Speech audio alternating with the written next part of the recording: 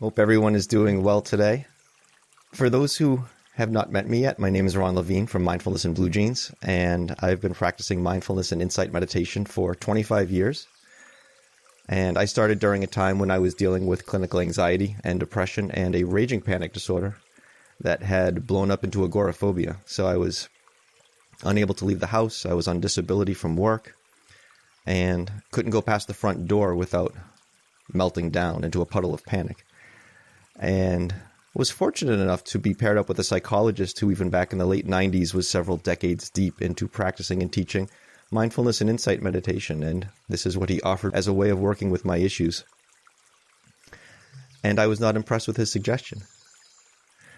I couldn't work. I couldn't leave the house. I couldn't do anything. And here's this guy talking about watching the breathing and stuff. I'm like, the hell is this? All right. He didn't give me anything else at first. And I figured, well, I'm sitting at home panicking all day anyway. I might as well give this an honest shot. And I can go back to him and say, look, dude, this didn't work. Can I have the real treatment now? Please. Do me a solid, right? Never had that conversation with him. 25 years on. I'm still practicing. I'm teaching. I'm doing these. All right. It's worked out pretty well so far. So I'm going to keep it going maybe a little while longer. Maybe another 25 years. I don't know. But it's working out for me. So I'm going to keep doing it while it's working out for me. So here I am, and here you are, and thank you for being with me. Today's talk is Drive Your Karma. Some of you have heard me talk about karma before. When I talk about karma, I'm not talking about our bastardized Western concept of karma, which is this justice and revenge-based sort of motif, right? He's going to get his, and what goes around comes around, and karma's going to get you, that kind of a thing. When I'm talking about karma, I'm talking about karma in the way that the Buddha taught it. Okay? What I study and teach comes from Theravada Buddhism. Theravada Buddhism referring to the teachings of the historical Buddha from 2,600 years ago as they've been passed down orally, written traditions around this big mud ball that we're all occupying together. The actual teachings of the historical Buddha as best we know them. And as we talked about a little bit in our session a couple of weeks ago on Mindfulness 101, one of the things that comes up in Buddhism a lot is this concept of skillfulness. When the Buddha is talking about what is skillful, he's saying, is what we are doing increasing or decreasing our own suffering? Right? And we talked a little bit about how when I say suffering, I don't mean pain. We don't have a choice about pain. Pain's going to happen in this life. Various kinds of pain. It's just part of it. Suffering is what arises when we don't deal with pain skillfully. You know, when pain is something that is here and we don't have a choice about it, we do have some say in how we deal with it. If we didn't have a say in that, then everyone would deal with it in the same way. We'd never be able to change it, right? And when I'm talking about suffering, just to be clear, I don't mean this, oh my God, suffering, like I can't deal with this and my life is over kind of suffering.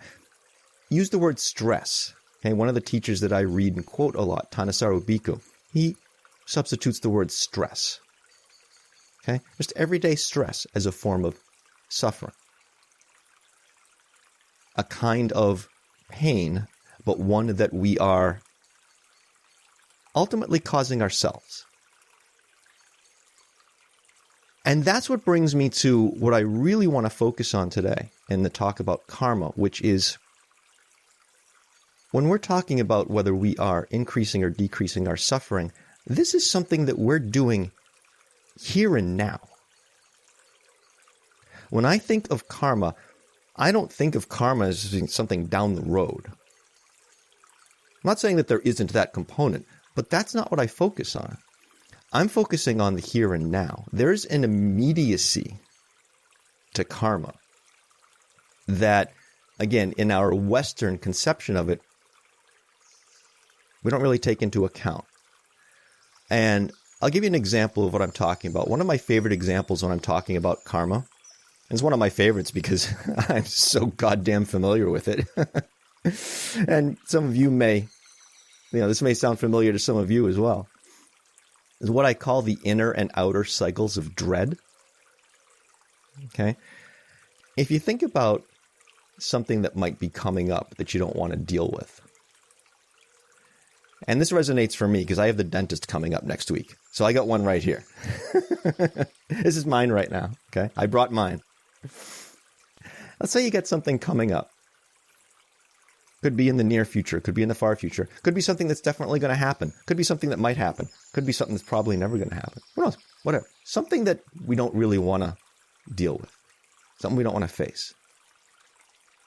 Feels like maybe there's some threat, some danger, some uncertainty. We're going to be okay, right? What do we do with this? I don't know about you, but historically what I typically do with that is I try to be super prepared for it, right? Start thinking about all the possible worst case scenarios that could arise. Because if I'm going to be ready for whatever comes up, well, I got to be ready for the worst. So I start picturing all these worst case scenarios as a way to try to feel prepared. And, well, my subconscious mind and body doesn't know the difference between an actual emergency or one I'm just imagining. So I'm imagining this horrible situation, and my subconscious mind is picking up, saying, oh, there's some shit going on here. It's going down. And the nervous system kicks in, starts to get ready. Oh, okay, we got something going on here. Okay. Adrenaline starts to flow, the whole bit, right? And then the subconscious mind picks up on those cues and is now receiving confirmation. Oh, yeah, there's a real emergency here. Look, the body's keyed up. And we start to trigger this fight or flight out of an attempt to calm ourselves down. Right? That's ultimately what we're trying to do, is not feel uncertainty, not feel anxiety. And what are we doing but engaging in a process that is increasing those very things? That's what I call the inner cycle of dread.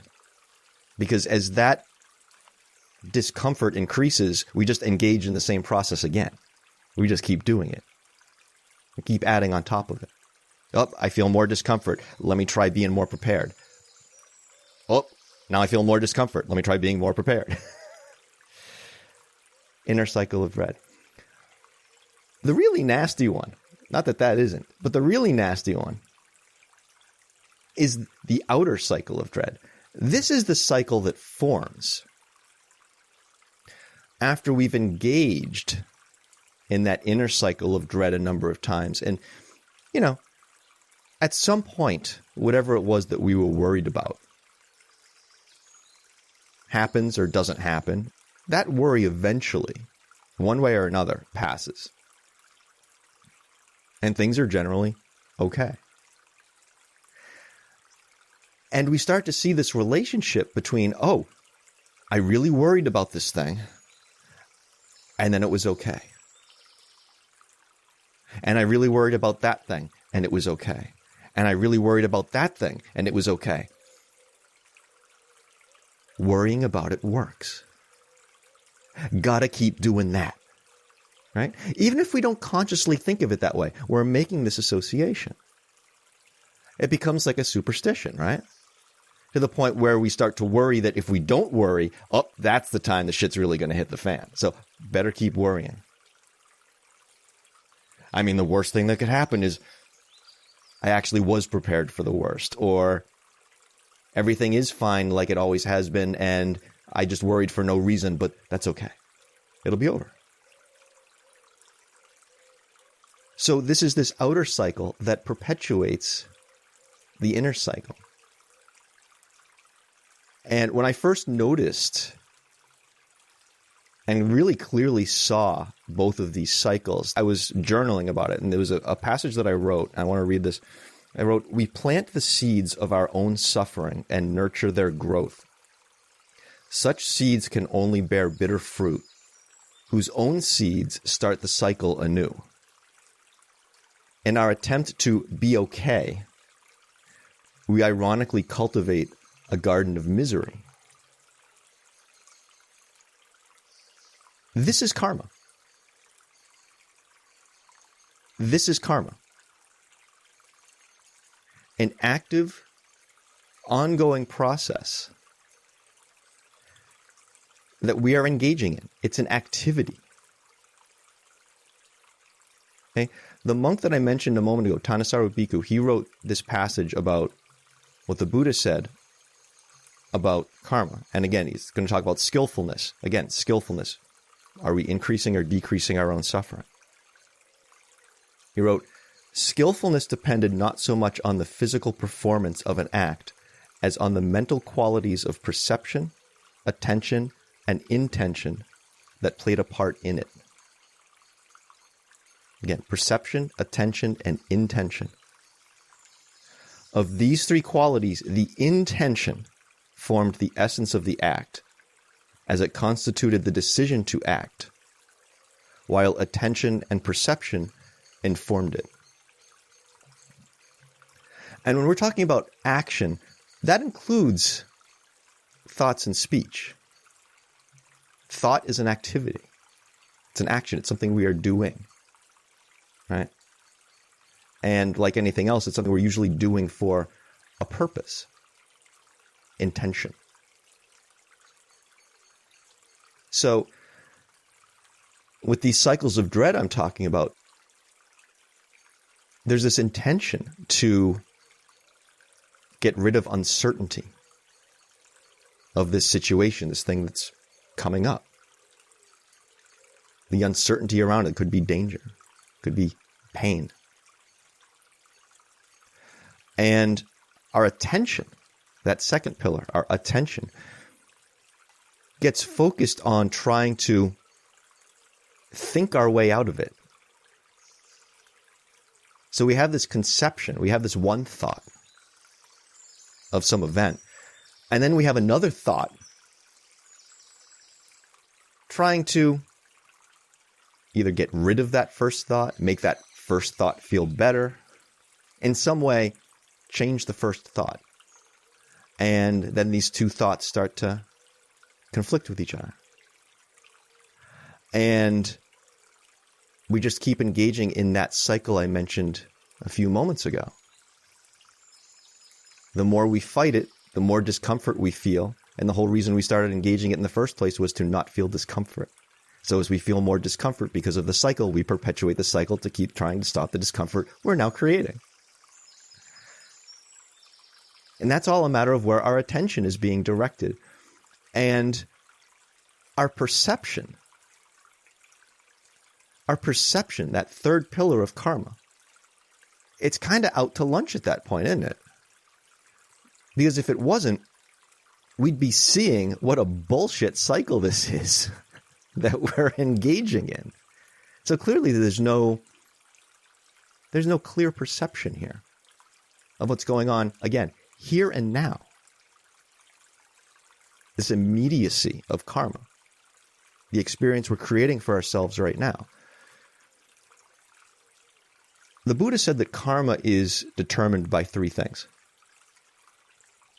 the results of our past action, again, action including thoughts and speech,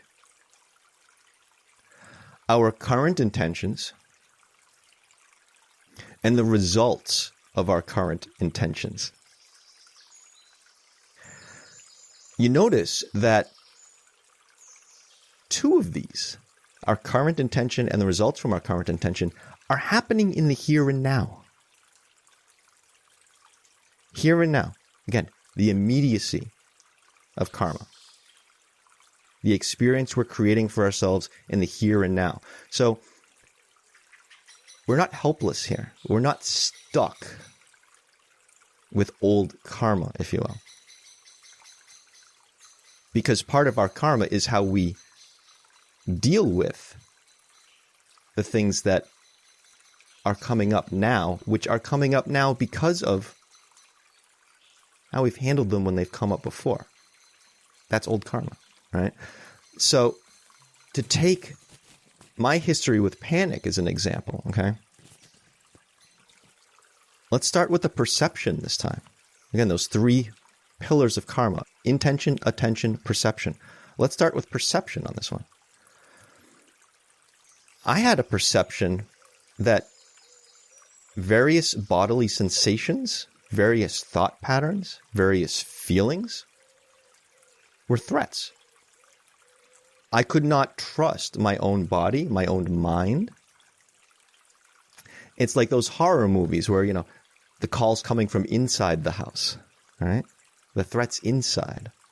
So I had this perception that, okay, if the heart rate gets too fast, or if the breathing gets too fast, or my thoughts start going over to this, or something, these are all threats. So my attention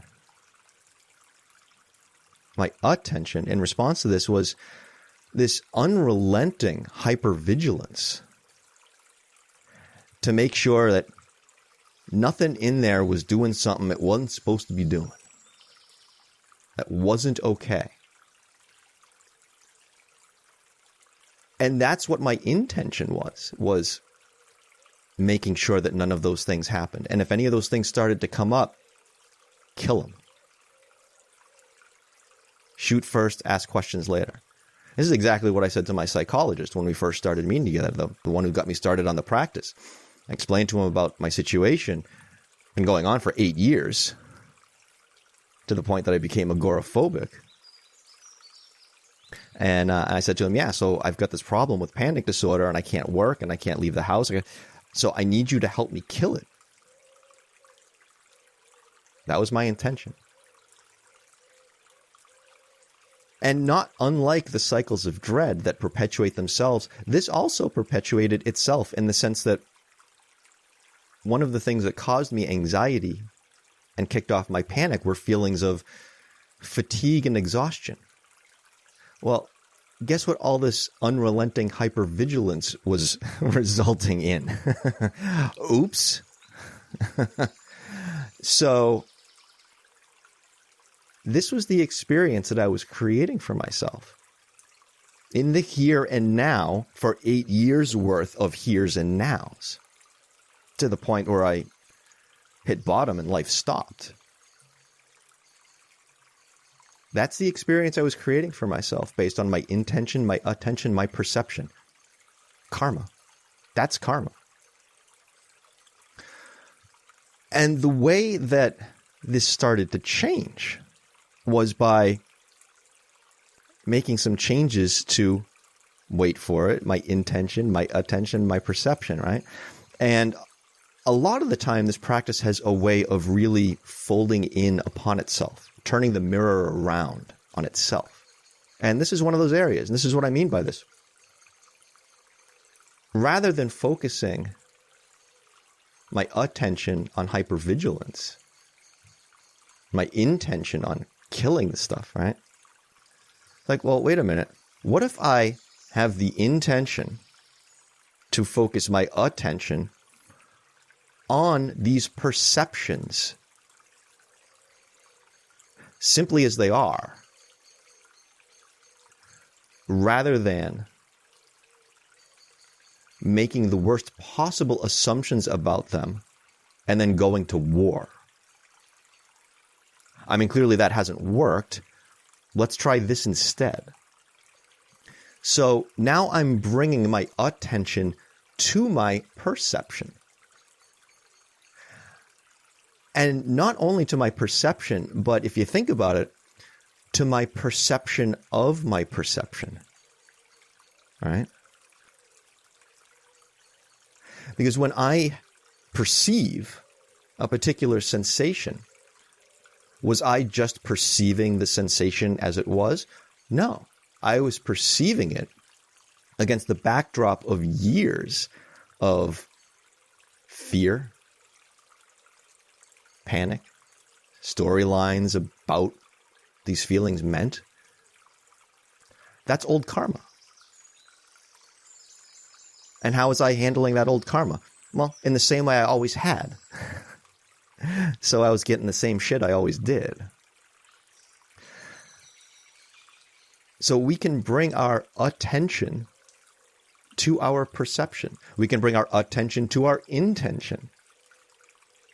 We can bring our attention to our attention itself.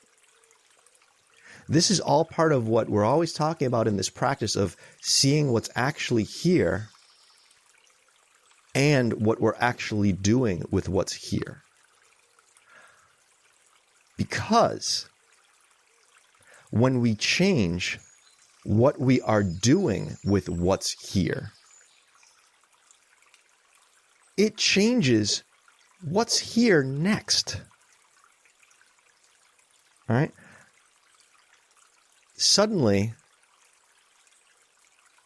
sensations that I perceived and would generate all kinds of storylines about and then spin off into the exact kinds of thoughts and feelings that I was trying to avoid. Well, now suddenly, oh, it can just be here. I mean, scary as hell at first. Yeah. But that's, again, what I was talking about in the beginning where, okay, there's some pain here. The pain of experiencing something scary. But it was the avoidance of that pain for 8 years that was causing all kinds of suffering on top of it. To the point where the suffering far outweighs any discomfort that the pain could possibly have presented in the first place. So when we make these changes based on our intention, informed by our attention and perception, we make these changes to how we are working with what's here, it changes what comes up next. Maybe not right away, but over time it does. And this is simple cause and effect. This is what the Buddha was talking about when he talked about karma, cause and effect. This is driving karma. This is driving our karma. Now, to be clear, I was driving my karma for those 8 years I was engaging in the panic cycle as well. It's not that I wasn't driving karma at that time. I was driving my karma just as much as I do now. But I was doing it without clear seeing. I was basically driving with my eyes closed. We're going to be creating our karmic experience either way. There's no time that we're not. We're going to be creating our own karmic experience either way. So we might as well do it with our eyes open, right? Might as well. I find this a much more optimistic view of karma than what we tend to think of in the West. Okay? It's not this cosmic justice. There's no ledger. Right? It's basic cause and effect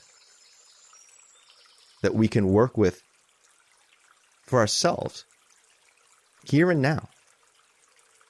I have found that it's less what goes around comes around, and more if we do what we've always done, we get what we've always gotten. Again, it's not deterministic. We're not helplessly bound to our past karma. It's a result of results of previous intention, our current intentions, the results of our current intentions. So we're experiencing the results of our previous karma in the forms of whatever habits and thought patterns and whatever actions we might have taken in the past. We're experiencing that, but we have the ability to shape how we experience that. And that's going to change what comes next. So through clear attention and perception, based on a skillful intention, we can break these unskillful cycles, like the cycles of dread, the cycles of panic. And that's why it's so important that we develop our skills of clear seeing. Because how else are we going to have some clarity around our attention and our perception to inform our intentions? And that clear seeing is why we engage in this practice. So let's practice for a bit. Okay?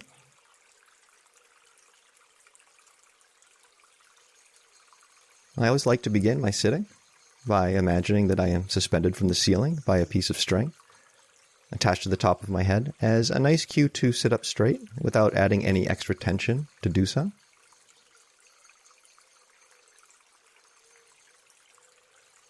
And right there we can notice the role of intention. Because often if we feel some tension, physical tension, emotional tension, mental tension, there's this immediate intention upon our perception of it to try to, get rid of it because it's unpleasant, right? If we're engaging in a seated meditation, we feel like, well, it's not supposed to be here. Or if it is here, I'm supposed to get rid of it. Right? Lots of supposed does, right?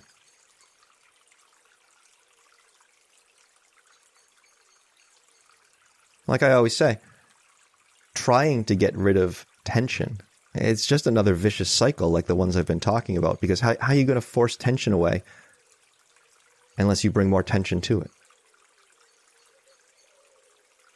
So again, we end up generating that which we are trying to alleviate. So we have a good intention, right? It's not that we have a bad intention, but is it skillful? Is it increasing or decreasing our suffering? Oh, interesting. Seemed like a good intention, not working out so well.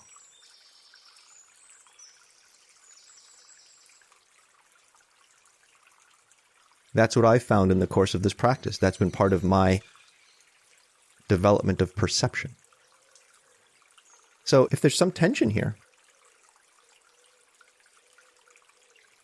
we can bring attention to it simply as it is. It's allowed to be here. I mean, it might as well. It's going to be here either way. So might as well allow it. If there's a lack of tension here, that's fine too. We can bring attention to that and say, oh, there's a lack of tension here. We might notice that the presence of tension is unpleasant, or the lack of it is pleasant. And our intention can be to simply notice that. So let's take a moment and notice what we've brought here today to our seated meditation.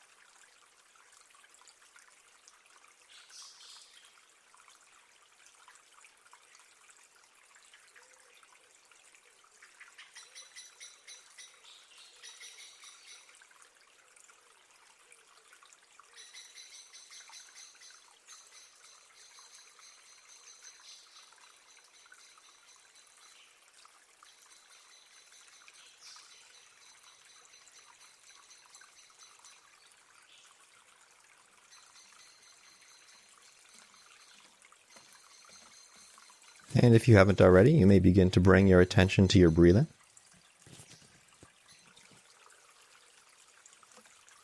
And you may notice that when you bring your attention to your breathing, and you perceive what the breathing is like, you may have an intention that forms around it. Oh, I'm engaging in a seated meditation. My breath is supposed to be like this, supposed to be like that. Oh, there's those supposed to's again, right? How much supposting are you doing in your intention?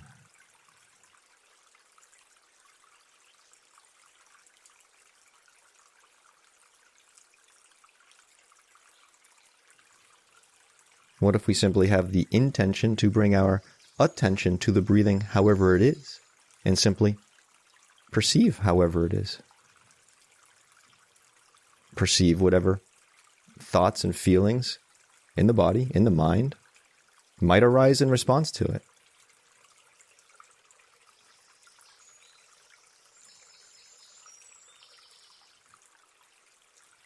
Doesn't mean we no longer have the supposed-tos. Those will still come up.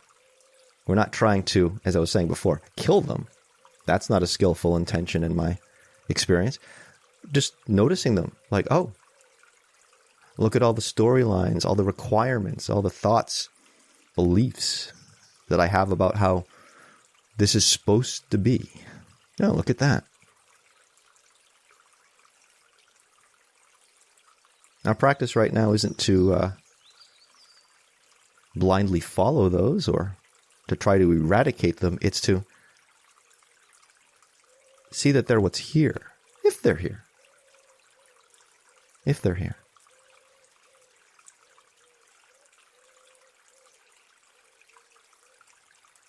Because whether they're here or not, well, that depends a lot on what we've done, thought, said in the past. That's the old karma coming up. It's not interfering with our practice. It's what we came to see. It is our practice. So let's take a moment and have the intention to bring our attention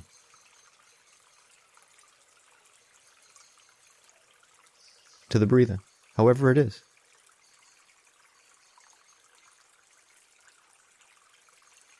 And perceive the breathing, the feeling, thoughts, whatever comes up around it, if anything.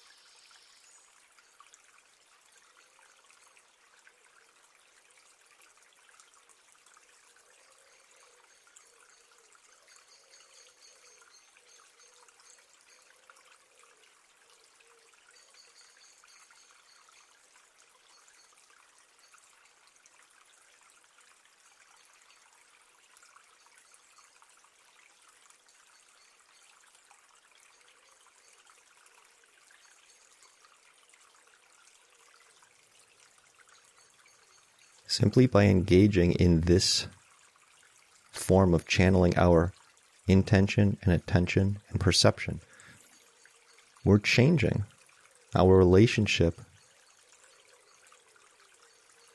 with whatever's coming up. We're changing the what we're doing with it part.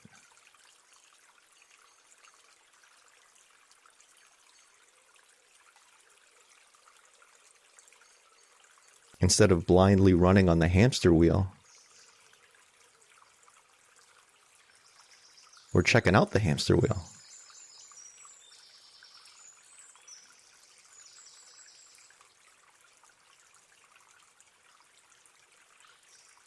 Seeing what's keeping it going.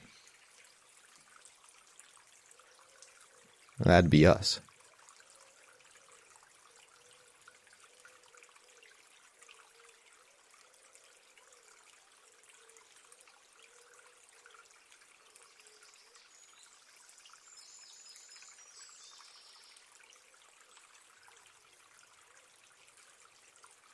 This is that turning of the mirror inward, looking at the processes themselves. Again, in real time, here and now.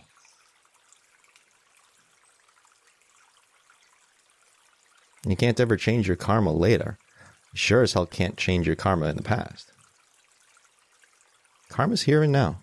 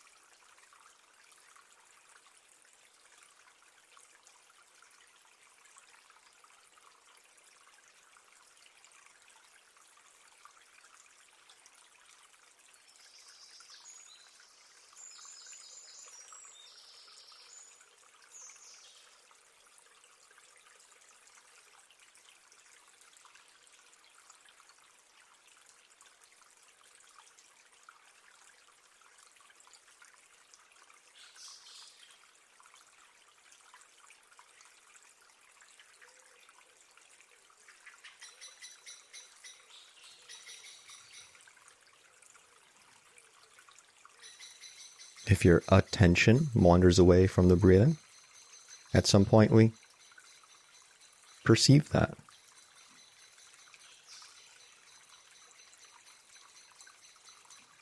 And we come back to our intention to redirect our attention back to it.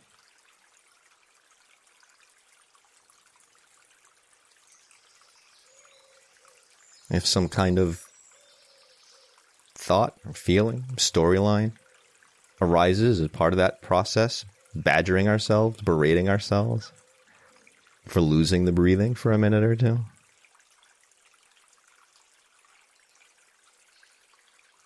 we notice that that's there.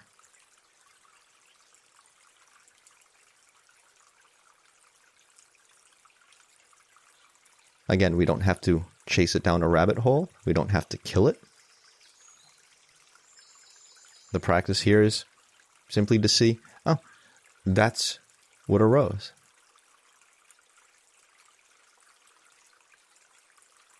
And why did it arise? Well, probably because we've used that thought before as a way to try to, keep ourselves in line.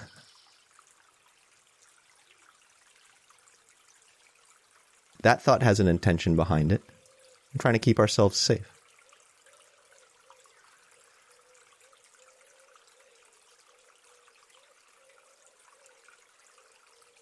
Trying not to screw up too badly, right? Or at least make sure no one else sees us do so, right? There's an intention there. But is it skillful? Is it increasing or decreasing suffering?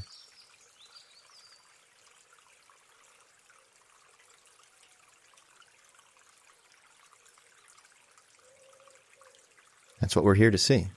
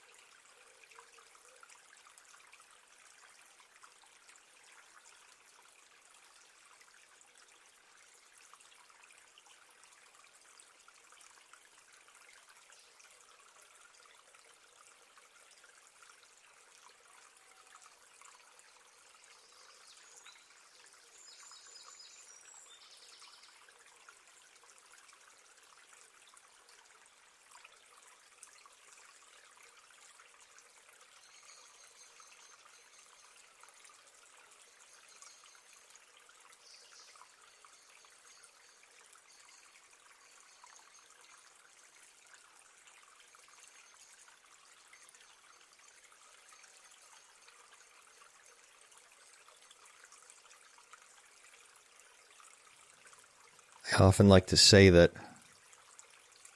every thought we've ever had has been influenced in some way by the one that came before it.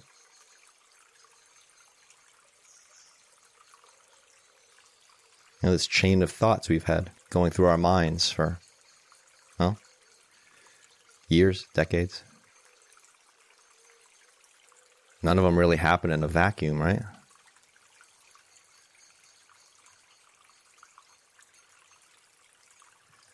And sometimes as we engage in a practice like this, and our perception starts to become clearer,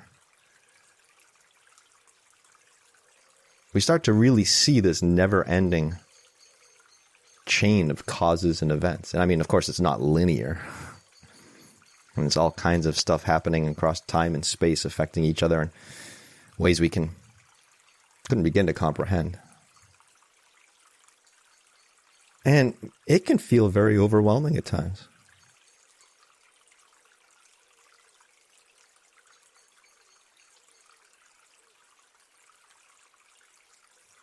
But I've found that in those times when I've felt overwhelmed by that, I check my intention. And I find I'm trying to do something with it. Do something about it.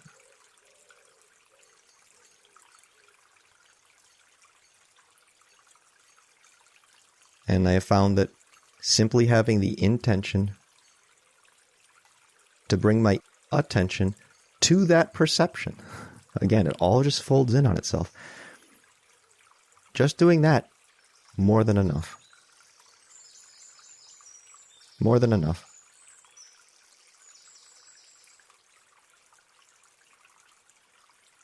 And suddenly my stress, suffering, well, that level drops. So, hey, you seem to have found a more skillful intention. Good karma.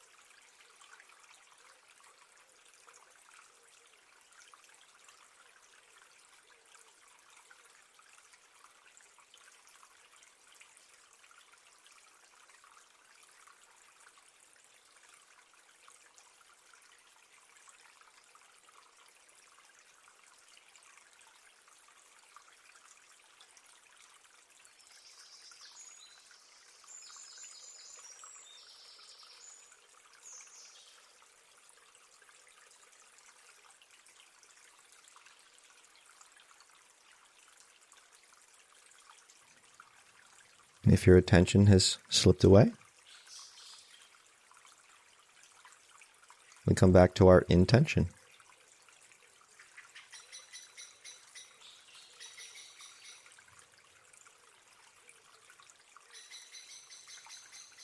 This is our practice. Right? That old saying, it's a practice, not a perfect.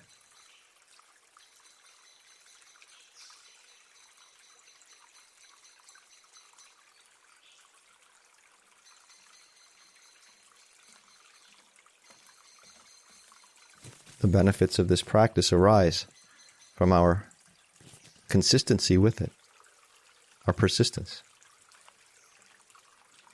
Not a grinding persistence, a gentle persistence.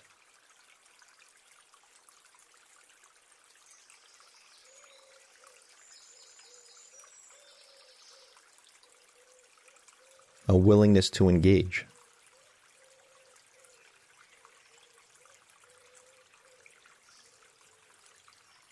In ways that are more skillful. Creating a better experience for ourselves in the here and now. By experimenting with simple cause and effect. It's karma.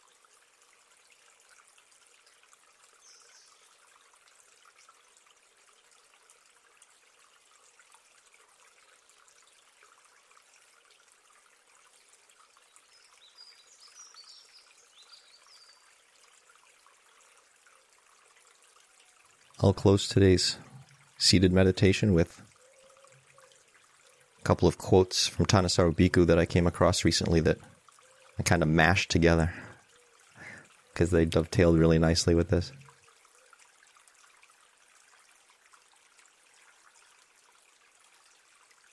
The mind isn't simply a passive recipient of contact.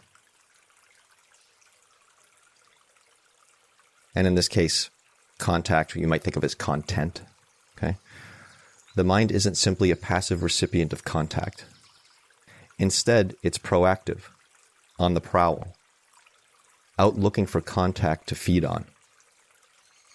We can see this in the way people turn on their personal devices looking for things to aggravate their greed, lust, or anger. Online shopping, internet porn, hate radio. Even before you see a sight or hear a sound, you've already fashioned acts of consciousness, intention, attention, and perception that shape what you'll perceive in the sensory contact, what you'll pay attention to, and what you'll try to get out of it.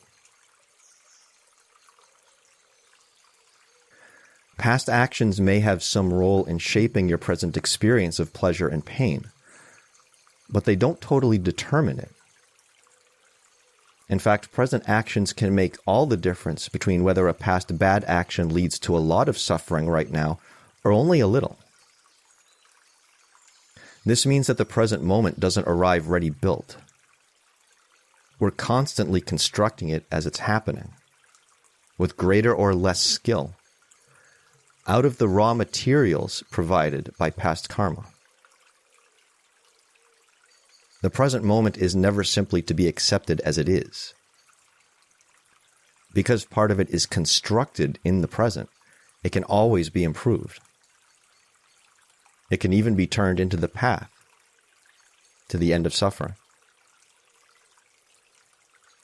But because it's always under construction, it's at best only the path, never the goal.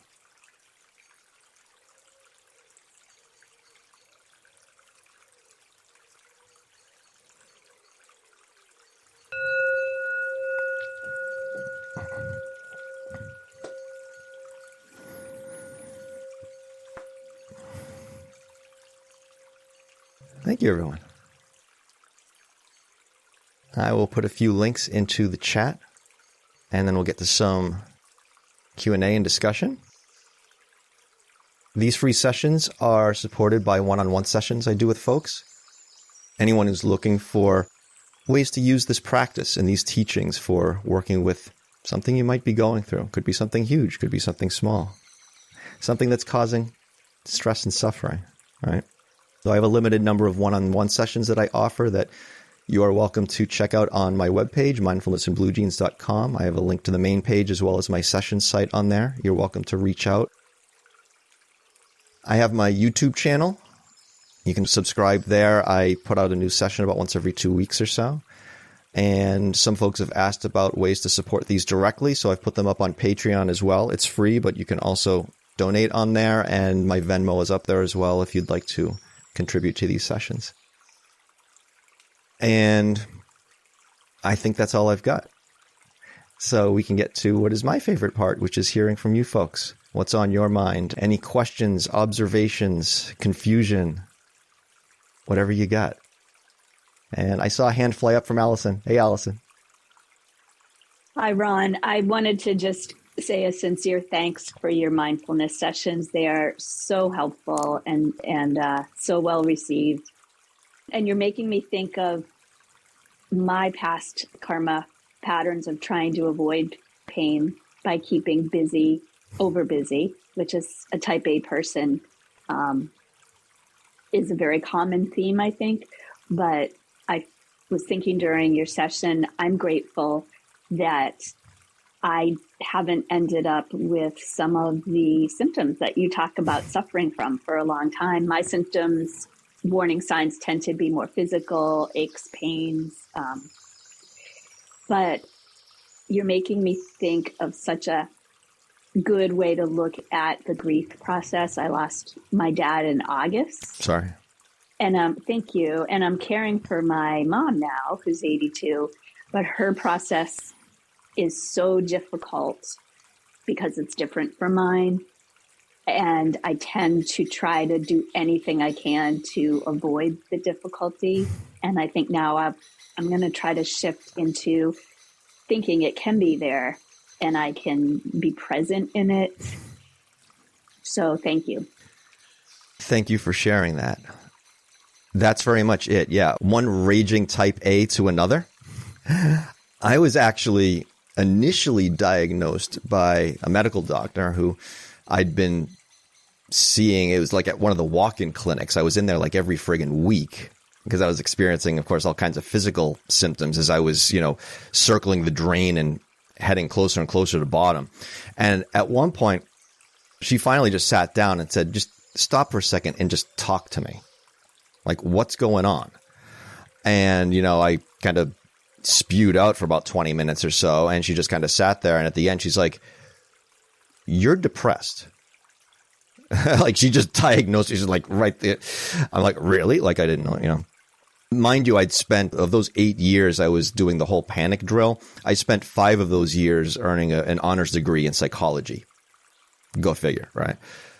The reason I bring this up is one of the things that she mentioned, because those of you who have heard my story before know that my way of dealing with panic all those years was distracting myself with problems, keeping busy with other problems. And then over the course of a little less than a year, all of the problems I was distracting myself with were no longer problems. They all got solved. So, oops, no longer had my coping mechanism. And what she said to me was, it's not uncommon for very busy people to go on vacation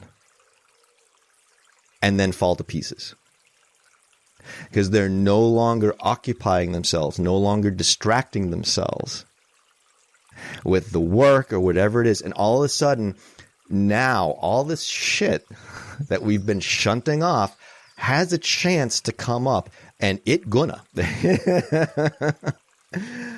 And there's that old saying that you can either make time to be healthy now or sick later. So what you've just described is, oh, yeah, let's do a healthy now. And that doesn't necessarily mean comfortable. Doesn't necessarily mean comfortable. But that was one of the valuable lessons I learned as I started to manage panic rather than trying to kill panic, which is what the psychologist said to me when I said, I need you to help me kill it. He's like, maybe try to manage it. And I'm thinking, no, I need to kill it. He was right. One of the things that I realized in the course of that journey was uncomfortable doesn't necessarily mean unsafe. I thought that these various sensations that were arising in my body, oh, that's not uncomfortable. That's unsafe. I'm under threat. I'm under attack. Was I? Of course not. Of course not. I see that now. But with my attention so hyper-focused in the wrong places, my perception never had a chance. And that was that shift. So what you're describing here is a karmic shift. And good for you. Yeah, nice. I'm sorry you're going through a difficult time, but that's the what's here. and you're working on the, what am I doing with what's here in a more skillful way? And that's awesome to hear. That's all I could ask for in doing these. That's why I do these. Yeah. So thank you for sharing that. Cheers. Hey, Christine. Glad that I came to this today. Basically, it's this concept that, is it more of the sitting with the, for instance, I'm having a shitty day, and it's physical pain and mental, and thinking, trying not to think about things that I have to do, don't have the energy, but just kind of, because I think when I was trying to meditate, I was trying to meditate on just accepting that that's how I was feeling today, and I've done everything that I think I could do so far. I'm sure I will do something else to hope make things better, but some things I can't make. I just can't do anything. Like, it's not going to make it any better. So is it just really about sitting with that and saying, all right, that's how it is? Unsure of where my head's supposed to go with that. Sometimes it is, yeah. Simply perceiving and bringing attention to that don't know. I don't know where my head's supposed to. What am I supposed to be? Like I always say in my Mindfulness 101 session, am I doing this right? Well, anytime I say, am I doing this right? In that moment, yeah, you are, because you're bringing your attention to what you're doing right now, and you're having the intention of seeing that, you're perceiving what's going on. Even that thought of, I don't know what I'm supposed to be doing with this. Even right there, there's an uncertainty, right? Obviously. That's what I was talking about with the inner and outer cycles of dread, is like it first gets started from this uncertainty of, am I going to be okay? Am I going to experience pain? We don't like uncertainty. So as soon as uncertainty arises, what's our intention? Get rid of it. And we start doing shit to try to get rid of it. And we focus our attention on all these various things to try to get rid of it. Can we get rid of uncertainty? Not ultimately, no. But we're never going to perceive that reality. We might understand that reality. But, and you can't see my heart here, but now I'm pointing to my heart. We don't understand and perceive at an experiential level that reality until we do open up to it. And it is a really powerful, not necessarily a comfortable, but a really powerful practice to sit with uncertainty. One thing that I read recently, again, I think it was from Thanissaro Bhikkhu, who's largely the only one I read, not the only one, but damn near, talking about working with pain and fear, which shack up in the same place with uncertainty, right? Saying, if we can develop a mind that is not shaken by fear or pain, I'm not saying we don't experience fear or pain, but if we can develop a mind that is not shaken by fear or pain, well, what the hell's going to shake it? All right? So it's kind of like that with uncertainty. There's always going to be uncertain situations, including just the situation of, I'm not certain of how I'm supposed to be feeling about this, right? I'm not even talking about some external thing. I'm just talking about, how am I supposed to be feeling, right? These supposed to's again. What am I supposed to do with this feeling? Some uncertainty there. Always going to be uncertain situations. Well, we can play whack-a-mole and try to take care of every uncertain situation that arises from here until frickin' doomsday. or we can come to the feeling of uncertainty itself, the process of uncertainty itself, the sensations, the perceptions. We can bring attention and form the intention to bring attention to the uncertainty itself, the experience of uncertainty. And it's as raw a form as we can peel our way down to the point where uncertainty itself is no longer so uncertain. Because it compounds on itself, right? Uncertainty comes up. We don't want to deal with uncertainty, so we do anything to get away from it. So what does it do? It remains uncertain. Again, we're vicious cycling ourselves, generating exactly what we were trying to avoid. Yeah. Do you think there are a lot of people, yourself included, that actually are like, whatever, it's uncertain. We don't know anything. I mean, well, and that's it's a goal, but no, I wouldn't say that's the goal. I would say that having that as a goal would cause suffering. To be okay with fear and uncertainty. Because you're trying to change how you feel. We can, in the long term, change how we feel, but it's by engaging in the kinds of things I'm talking about, not by telling ourselves we need to feel a certain way. Okay. So when we say, well, I need to get to this point where I'm going to feel like that, how does that help me here and now? Right. So what I've found, and this, again, you're not just going to sit and do this because I'm telling you it. This is stuff that I have found from myself because I have engaged in all of the experimentation and figure out what's skillful and what's not skillful. And obviously, I'm still engaging in that practice. I have not sorted it all out. I'm nowhere near that. But what I have found is there's never later. Later's just a bunch of nows that ain't got here yet. If I work on what I've got here now as skillfully as possible,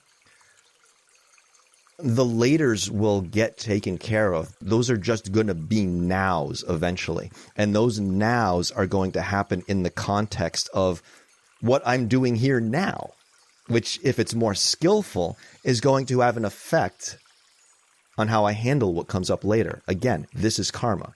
So if I'm feeling a certain thing now, I'm like, well, okay, I am feeling this thing and I'm perceiving this feeling. My attention has been brought to this feeling, and I'm noticing there's another feeling coming up or a thought coming up saying, well, I shouldn't be feeling that way, or I want to be feeling this way, or I need to work on making it so I eventually never feel that again. Well, these are intentions that are arising either out of, again, a place of fear, or perhaps a place of anger, which is just the hard shell that surrounds fear, right? Or is simply a thought pattern that's arising because we've been engaging in it for so long. It's old karma. It's a balancing act. We're not engaging in this blind acceptance of everything exactly as it is and abandoning our role and responsibility in the creation of these experiences for ourselves. But at the same time, it's very easy to fall into the trap of trying to force change the wrong way. Not that I would say you could force change in a right way. What I have found, and again, this comes through my own experimentation, is that when I bring clear enough attention to the right things, when I bring these right causes and conditions to bear, the right effects unfold on their own. You don't have to engage in this, I'm supposed to be feeling this, and I'm supposed to this, and I'm supposed... The supposed to's go out the window. You don't have to... The story I always tell is of the hot potato. Someone hands you a hot potato. Do you sit and think about, oh, this is burning my hand, I should put it down? No, you drop the friggin' thing. It just happens. It's automatic. You automatically do the right thing. When we develop that clear enough seeing that it's not up here, it's not the should I drop the potato, it's, again, pointing to the heart, it's in here. oh, just drop the fucking thing. Damn it, this hurts, right? Before the pain's even reached the brain yet, right? The right effects unfold automatically when you've placed the right causes and conditions in place. They can't not. We don't necessarily get to say when or how or, how long it takes, but they can't not. So we don't have to engage in that process of, oh, I should this and I supposed to that. And blah, blah, blah. You realize, oh, I don't have to do that. It doesn't help. It's just causing stress and suffering with no benefit whatsoever. And once you start to see that process enough times, then when those supposed tos and shoulds come up, which they still do, they still will, I still have them, they still come up. But when they do, you're just like, oh, I see you. I see you. I know where you're coming from. Do you want a beer? I mean, you're welcome to hang out a while. I'm not kicking you out. I'm not going to run circles when you tell me to run circles. And when you say jump, I'm not going to say how high. But you're welcome to be here and chill out until you're satisfied that you really don't have anything to add here and you can go wherever else you want. That's just what I found. Thank you. You're Cheers. very wise. I really appreciate all of your words of wisdom. Thank you. I hope that helps. It does, yeah. Thank you. Cheers. Thanks very much. Hey, Judy. How's it going? How you doing, Ron? Great. Good to see you. Yes, good to see all of you. I wonder if you think kids might benefit from being in a meditation group, like guided meditation. When I say kids, of course, not really young kids, but can't picture that. Never have seen it. But I am on Zoom with some folks that are like 17 and 18 around there. If you might just have an opinion, if they were invited to a meetup like this, have you seen kids that age? I think it might be really terrific to have them get exposed to a meditation group, even try once.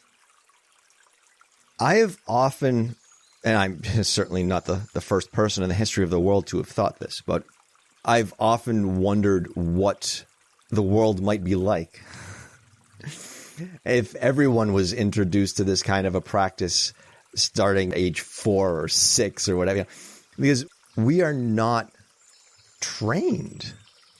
We're really not equipped to know how to deal with these things that come up inside, right? Which is why we do engage in this kind of experimentation that I talk about in this practice when we're very young and experiencing different kinds of pain for the first time. We do experiment in all these ways of trying to make the damn thing stop, right? And once we find something, oh, this seems to work, like with me, distraction, right? Distraction, denial. Oh, this works. Great. Till it doesn't, right? So we don't learn these skillful ways of working with unpleasant states. So, I mean, it's certainly a resounding yes from me. I mean, let me put it this way. I'll put it as personally as I can. The trauma that I experienced that ultimately kicked off my 8 years of distraction and denial, that happened the summer after I graduated high school. I was 17. Ultimately, when I collapsed, I was 25. Imagine how different those 8 years might have been if at age 17, someone had come up to me and, because I mean, even the panic disorder itself didn't kick in full speed for about 8 or 9 months after the initial trauma. So whether somebody had come up to me a year later when the panic was just starting to hit its first peak, or in that first 4 or 5 months before the panic disorder really had gotten underway as a cycle, yeah, it would have been a very different experience. Yeah. Well, I will say maybe teenagers, I would say, invite to, say, this group or some group in meditating might really be good. Just a thought.